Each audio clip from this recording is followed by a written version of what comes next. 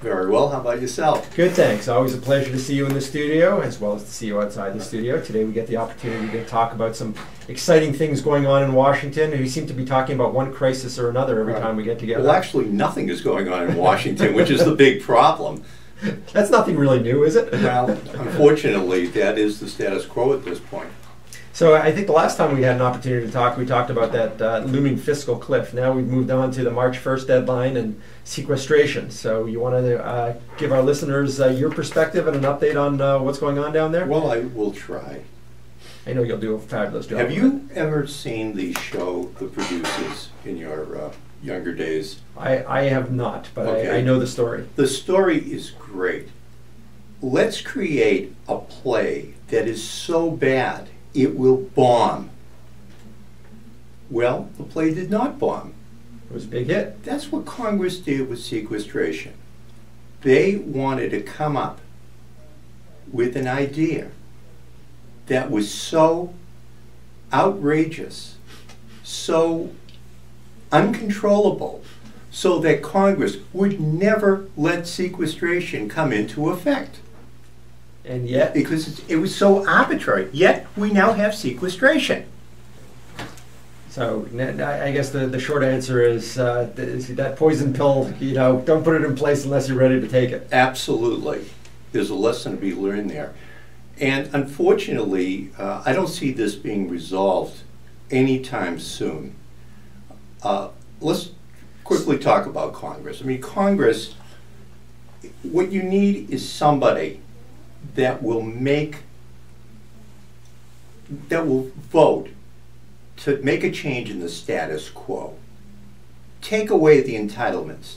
The problem with that is that most congressmen like to run for re-election. And if they do change and reduce entitlements, chances are they're going to lose. Yep. There's only one person that I know in Washington who's not running for re-election, the president. I think this is Obama's time. Either he will lead this country and come up with a policy that will not be popular, but in the long run will save us from financial ruin, or we're going to just fall victim to sequestration. Now, short term, people may hate Obama for doing that, but long term, people will really respect what he did. But he really has to lead. Time to step up. It's time to step up to the plate because he's really the only one who can do that at this point. So help boil it down for our listeners and for entrepreneurs. We're hearing all types of tidbits in terms of the impact on cities and towns and individuals and corporations. What's sort of, from a high level, some of the concerns that are going on here? The primary concern, I think, is just the layoffs for the independent contractors of the defense industry and also furloughs for government employees, for instance, TSA people.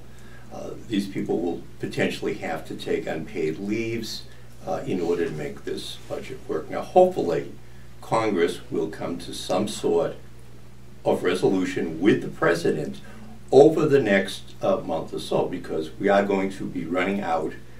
We're going to hit the debt ceiling again very shortly, I believe in May. So that will be the second major crisis. So I would hope between now and May, Congress will do something to resolve this problem. As you know, the Republicans just want to do spending cuts. The Democrats want to combine a program with spending cuts with quote-unquote taking away tax loopholes. Well, let's talk about tax loopholes, okay, because tax loophole is it's not really a bad thing, depending on what we're talking about. Let's specifically talk about LIFO, last in, first out, which is the form of inventory calculations that most auto dealerships use. That allows them to have a higher cost of goods sold, which means they have a lower profit. Great idea. What Obama is talking about doing, having not thought this through, obviously his people, is to eliminate LIFO across the board. So the difference between last in, first out and first in, first out will roll into income over an 8-year period.